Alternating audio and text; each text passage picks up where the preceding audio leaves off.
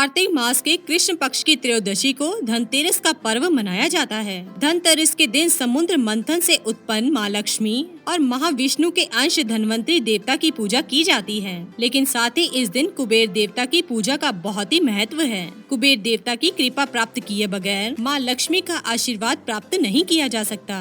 माँ लक्ष्मी को प्रसन्न करने का एकमात्र माध्यम है कुबेर देवता की पूजा। माँ लक्ष्मी को धन रूप में प्राप्त करने के लिए कुबेर देवता का आवाहन अवश्य होता है। साथ ही विद्या लक्ष्मी की प्राप्ति के लिए गणेश जी की पूजा की जाती है। कुबेर देवता का वाहन मनुष्य है तथा उनका प्रिय प्राणी नेवला है। प्राचीन काल में ऐसा माना जाता था कि नेवला धन का खोजी होता है और विषैले सर्प हमेशा छुपाए हुए मोती और रत्नों के आसपास ही पाए जाते हैं। साथ ही धनतेरस के दिन धनवंतरी की पूजा का महत्व है। धनवंतरी देवता के 4 हाथ हैं। ऊपर की दोनों भुजाओं में चक्र एवं शंख धारण किया हुआ है तथा नीचे के दोनों हाथों में अमृत कलश एवं जलोकों के साथ औषधि धारण की है। इसीलिए इस दिन औषधि के दान का बड़ा ही महत्व है। धनतेरस को शास्त्रों में बहुत ही सुख और समृद्धि वाला दिन माना जाता है। इस दिन मनुष्य को हमेशा सदकर्म करने चाहिए और मूल्यवान वस्तुओं को ही खरीदना चाहिए। कुपित और श्रापित वस्तुओं का खरीदना पाप माना गया है। तो चलिए जानते हैं हमें धनतेरस के दिन कौन से कार्य नहीं करने चाहिए। पहली बात, मूल्यवान चीजें खरीदें। शास्त्रों के अनुसार धनतेरस के दिन केवल मूल्यवान और दुर्लभ चीजों को ही खरीदना चाहिए,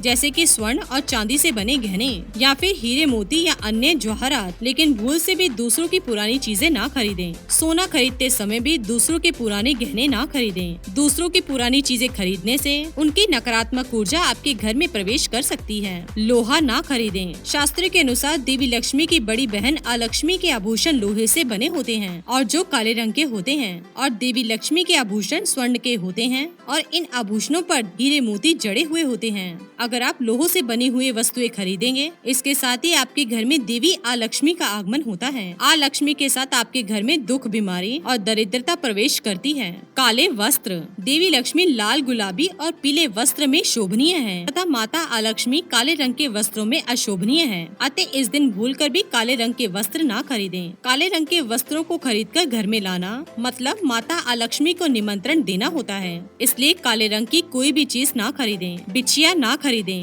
धनतेरस के दिन पैर में पहने जाने वाले आभूषण बिल्कुल भी ना खरीदें, क्योंकि इस दिन आभूषणों की पूजा की जाती है और ऐसे में पवित्र आभूषण पूजा के पश्चात आप पैरों में पहनेंगे तो माँ लक्ष्मी का अपमान माना जाता है। कांच की चीजें ना खरीदें।